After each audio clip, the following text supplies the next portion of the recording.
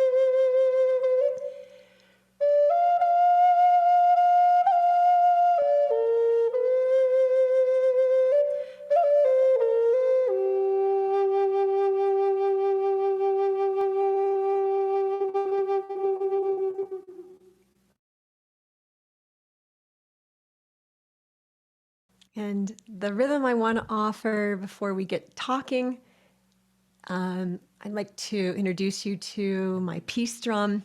I basically took a 12-inch frame drum, Remo fiber skin frame drum. I endorse these drums. They're eco drums. They're made in America with synthetic materials. They're vegetarian, vegan drums. And I wrote the peace pole mantra around the outside of the drum. May peace prevail on earth. And I wrote it in Espanol, que la paz prevalezca en la tierra. I have Shanti, Salam, Ashti, languages of Kurdish, Arabic, Sanskrit, so that when I play it, I have that mantra wrapped, encircling. For those of you that do mantra practices, mantra means a tool for the mind with sound. And so we circulate it, we feel it as we repeat it. So I just take that phrase, may peace prevail on earth. May peace prevail on earth. May peace prevail on earth. And you can imagine that, or you can chant it.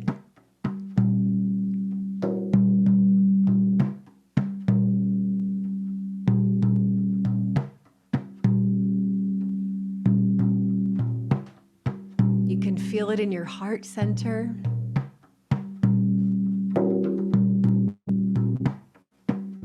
Feel it in your third eye, your crown, your root.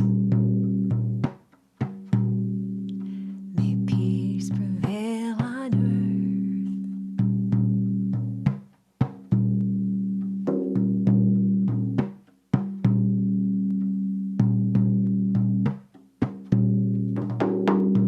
And then we let it air out into the branches, branch out a little, get a little more groove.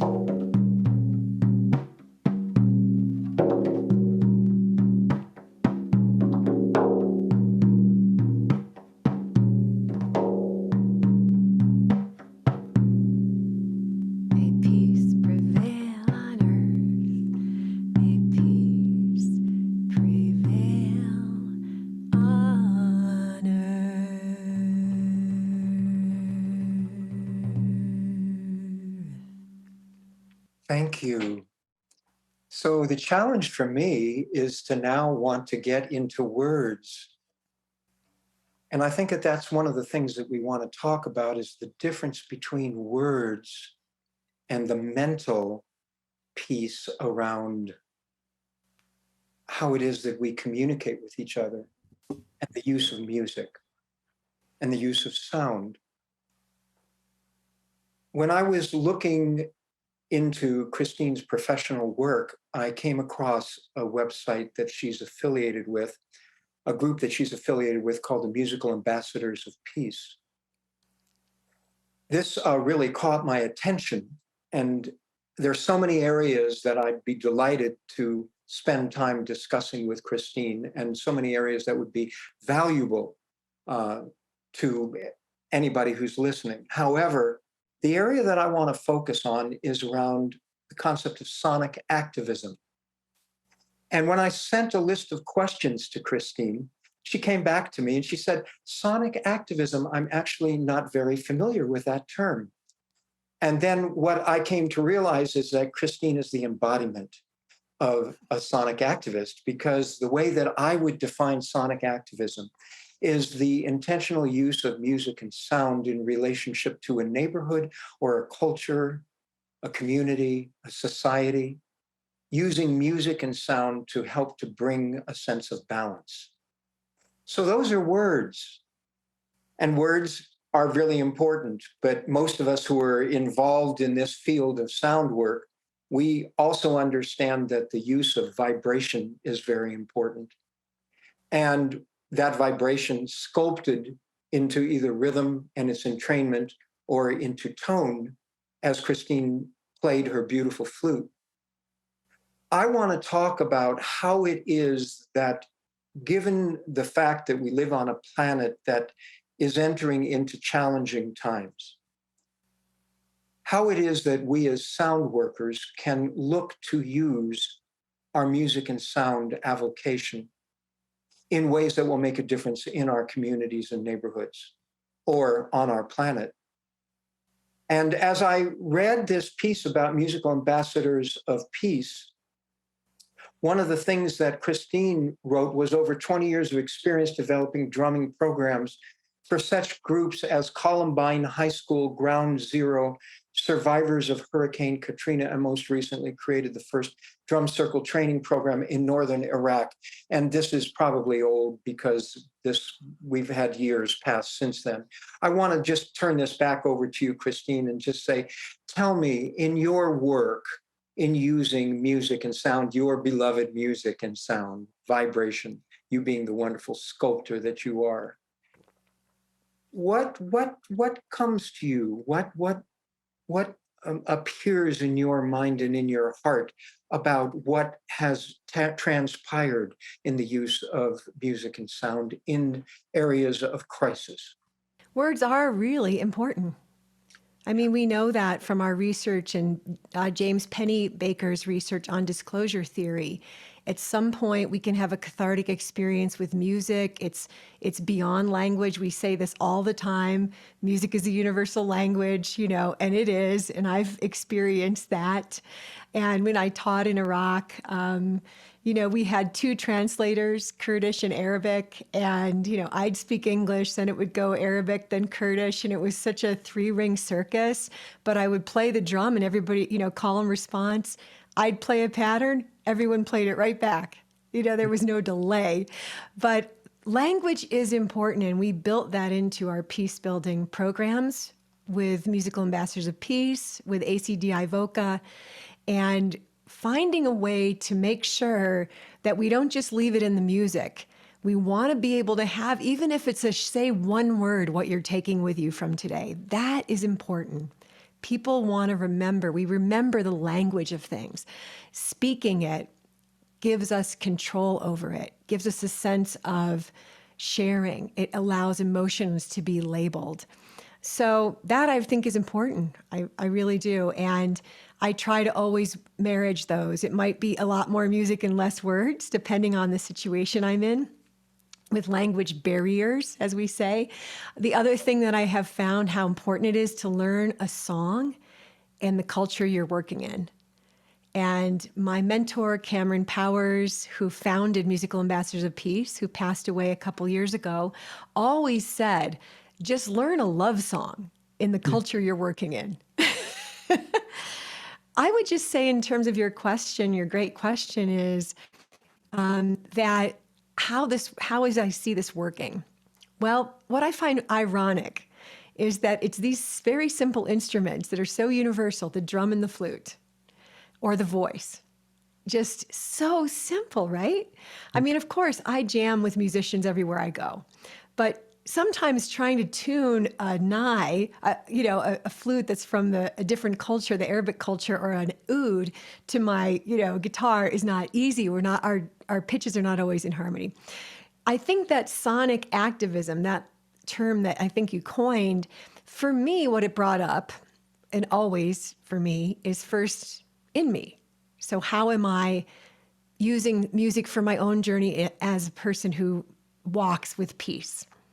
And that's not easy in this world. It's an easy time to get distracted by drama, and Reverend Michael Beckwith says the weapons of mass distraction. And there's a lot going on. And so just anchoring peace, in preparing to talk with you today, I realized I asked myself some questions inspired by your questions. It's better to know the questions than the answers. And I thought a lot about what instruments I play to feel at peace, and how I want to make that a regular part of my practice. And you can dedicate that in yourself, as the Buddhists do, dedicate the merit and share it with all sentient beings. And that's a powerful practice that we have at our fingertips as sound healers, as sound workers, or musicians, or music makers. And that's a great thing. It's not that hard to pick up a drum and play a beat. We can all do that. The flute is very simple to learn. Whatever instrument. So ask yourself, great inventory question, what instruments do I play that I feel peaceful from playing that? It's also the singing bowl or the kalimba for me, but everybody has a different feeling. And then I feel like the next level of that activism is where I need to take that in the world. And that question is really up for me. I just saw Jane Goodall speak here in Jackson Hole, Wyoming. She was being honored with an award in the Tetons, and she said there's three things that we all must be doing. We all must be doing something for the planet. We should all be doing something for the people and for the animals. And I just came back from Panama, and I sat in the mornings with my flute and dialogued with the birds. The tropical morning dawn chorus was incredible. And, was I helping the birds? Probably not, but I was feeling connected to the animals of the planet. And there's a lot that needs to be happening in all three of those. I do know people who are playing and drumming for horses at rehab centers. I do know all these animal-assisted therapy programs that are bringing sound into the picture of their protocols. I do think that when the fires happened in Valencia, California, where I was living at that time, I went outside with my mentor, Kathy Hall. We took our drums and we turned them like this. We turned them horizontal so that when you play the drum, the vibration is coming down to the earth. And we held the drums to the earth and we drummed over the places that had been so charred. We know that fire is not our enemy. Fire actually is very regenerative, right, for the earth. But we went outside and we made those prayers and we made those blessings. And I do feel like that is something that's in the history of humanity, is singing to the earth more, right? And eco music, or whatever you want to call this aspect. And then I think the aspect of humans is peacemaking. Peacemaking should not be a response to violence. It should be something that we practice regularly. I really saw this. I see this a lot when I travel, when I'm in more music cultures. I think in America, where I live, there's less of a music culture, where there's more jamming on the streets or community music making, as you said, neighborhoods. I'll just make this point and then I'll let you jump in. But just to finish it for me is that my adopted Lakota uncle, Uncle Manny Sandoval, he was called to bring the gathering drum, the powwow drum, to a neighborhood in Compton, downtown LA, that had a lot of violence. So we went down there. I mean, I'm getting goosebumps remembering this. We got our regalia. We went down there. We sat with the powwow drum. I don't sit on the drum as a woman, but I sat behind them playing the rattle and singing with them. And we sang prayer songs for hours. And then we left. The same person had us come to a company and just sit and sing like that for an hour to shift the energy in the space. What shifts the space more than this? Right? I mean, if you've ever been around a powwow, you can't leave without feeling the vibration of the drum and the chants and the prayer songs. So we have a lot to learn from indigenous cultures that for a long time have been doing this, greeting the day with the drum. Another practice I think is very important to honor the earth. But I recently asked the earth, what can I be doing to help you? Again, questions more than answers. And what I got was, bless the food you eat. Mm-hmm. So just ask the question, and that can be in sound. It's amazing to hold your hands over your food and hum or sing a blessing, or rub your hands and say thank you. And that's what I got was an answer, was bless and appreciate the food, which comes from the earth. So it depends on how you find that. We are living in an unprecedented time. It's not new. It's been here a while. And we're going to be needing to help people. Like my friend Zach Friedoff just went to Akron, Ohio, after there was a terrible shooting of a Black man by the police, and a lot of uprising in response to that person being set free. And so the police being set free, no cause to that.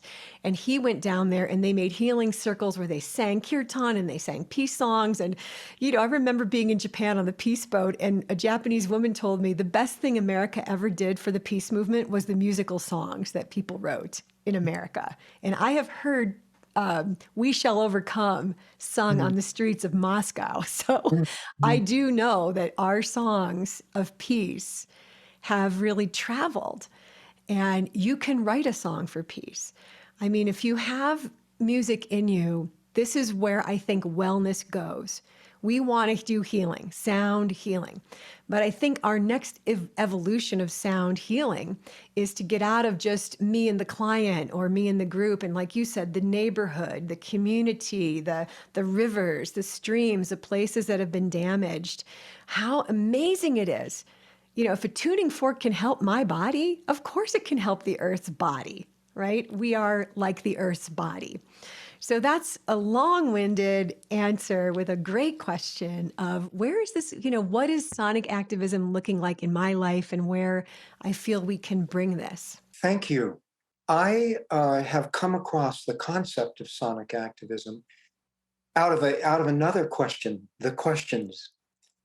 The other question that I've been asking for a long time is, where is the relevance of sound work, of music healing, sound healing, music therapy, sound therapy? Where is the relevance of that as our planet and its cultures are changing so quickly? I don't think that anybody that could argue that we're in the middle of a perfect storm right now, or we're not in the middle. Well, maybe we are in the middle. Maybe we're just on the lip of it, looking down into it or looking up to it. But it's coming. There's a big deal that's coming between the political changes and the economic changes that are brought on by global warming and that are brought on by pandemics and are brought on by what I call koyanasquatsi, the being earth out of balance. Not that I call it that, but that using that wonderful Indian term. Hoya na squatsi, earth out of balance. And so how do we, as people that are devoted to the use, we love music and sound. That's the reason why we use it all of the time. We want to surround ourselves with it. And so many of us have said, well, I could have been a rock and roller, but instead I actually want to do something that's a little bit more altruistically based. And so moving out of, as we've advanced in our being through the decades, I know Christine for so many decades now, and as we move into spiritual work, as we move into heart work, of course, it's going to come through whatever are the instruments and the ways that we sculpt music and sound. So let me tell you a little story. I started to write a book called Sound Work on a Hot Rock. And I started to write this book in 2018 because it was about, well, what is the relevance? What should we be doing? Is it about playing gongs and Tibetan bowls and bringing people momentary relaxation? Or is it to the other extreme, tomatis clinics, where people are dealing with deep psychological issues or physiological issues and anywhere in between? And fortunately, it's not one or the other, it's both and. But I was saying, well, these are the things that we've been doing in the times of peace. Here in America, we've been pretty fortunate. So many of us have lived very peaceful, oriented lives, not like being in the middle of war zones. Some people have, but many of us have not. And now things are changing around the world. And we know that the next decades are going to be times of uncertainty and times of crisis for some people. I mean, global warming, as we know, is no little thing. It's a really big thing. And when we add to that all of the other considerations that come with being humans on the planet, then I'm going, where is it and how is it? As an old peace activist, how do I now move that into a level of sonic activism that has been done, as Christine was just speaking about, for many years, for thousands of years? What is our present day approximation of that? And so when I turned to Christine to ask this question about sonic activism, what I really wanted to tap into was what were the experiences that she had gained by going, for an example, to Iraq, a culture as different from the American or Western culture as is possible. And here she is, a blonde woman showing up there and covering her head and walking into rooms with people that didn't speak any English. And what I'd like to know, turning that back to you, Christine, is what was your takeaway from that? How did music and sound have an impact on that community of people that you were meeting with? Well, I would say my takeaway was that music is a bridge. beyond enemies. It really wove people together. I mean, we took data before and after this 5 days and 40 people speaking 3 different languages who couldn't even really sit in a circle together when we began. And my first takeaway was this really is the bridge. It's the bridge from the heart, and that language actually gets in the way of that bridge. So in a way, speaking different languages was to our advantage because there wasn't an opportunity to argue or define our differences. The second thing I learned was the power of rhythm. Mhm. I think there's something profound to the drum in this field of, repairing cultures that used to be in harmony and drumming and dancing together, before we drew lots of lines and boundaries. But, it didn't matter if you were from Kurdistan or you're from Iraq. Everybody picked up the drum and said, doom, taka, taka, doom, tak. And that's the same in Turkey, in Egypt, in Israel. And, I've worked with Palestinian and Israeli youth in camps, peace camps in Colorado. And it was the same thing. They were shocked to discover that they actually used the same drum language. So that was a big takeaway. My other takeaways were that it was important to go there, and that we have a lot to share across the world now, and that feeling of where I felt the peace with the group was in the silence. And that surprised me. It was almost like we drummed and drummed and drummed and drummed, and finally there was a breath. And that was the moment I felt the most peace, was a group holding silence together, which we all know what uncomfortable silence feels like, but a comfortable silence. And it lasted a long time. And I just felt this is peacemaking. This is what we came for. I remember the video called 10 Questions for the Dalai Lama, and they asked the Dalai Lama, how can we make peace? And the Dalai Lama says, more music festivals. So, my work with the Musical Ambassadors of Peace has been wonderful. We've been working with them for over a decade, since 2005, when they supported my trip to Iraq. We have projects all over the world. Right now, we're looking at a new project in the Ukraine, in Kiev, in the hospital there, doing drum circles for people who are being treated for war injuries. It is about what you said, hope. That was the other thing. We took data from the Iraqi participants, and a lot of the data pointed to the value of hope. Drumming brings back your hope. And when you lose hope, that hopeless state, it's hard to generate energy from that state. It's hard not to just want to be angry and hurt someone. That we know in America we have high school shootings, and that's called instrumental anger, pre-thought out, determined anger. And in our drum projects, we reduced instrumental anger simply because when you drum together with people, you start to be in rhythm with them, and we get entrained. And when we drum together, it changes our relationships. We make sacred space. We feel connected. There's something about entrainment. And, just to drop in a piece of science, Dr. Laurel Trainer in her lab in Canada found that when people bounced in synchronicity with 14-month-old infants, they were more kind and they were more kind and compassionate towards the stranger because they had bounced together. When they bounced out of sync, they were not helpful at all to the stranger.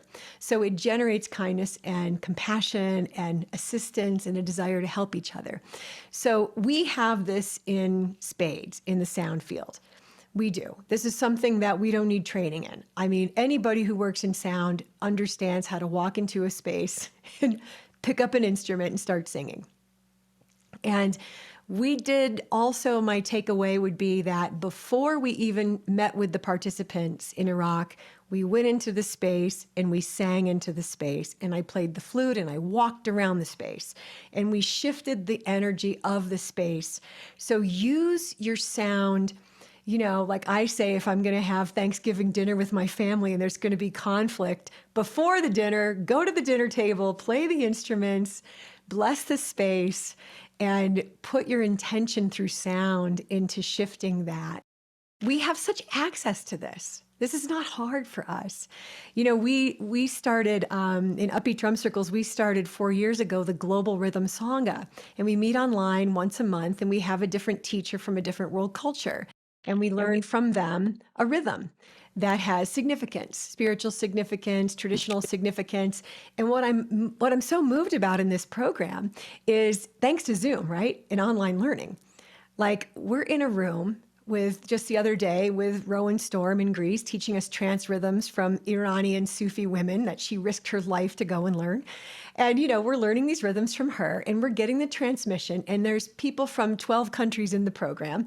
And we're learning from somebody in Greece about a rhythm in Iran. And I just think to myself, really?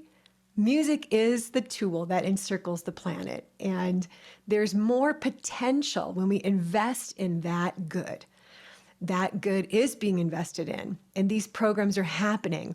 You know, you can't help but love the programs that are happening in places like New Orleans, or like Wynton Marsalis going to Cuba with his band, and they're discovering, that was on 60 Minutes, that they have the same clave.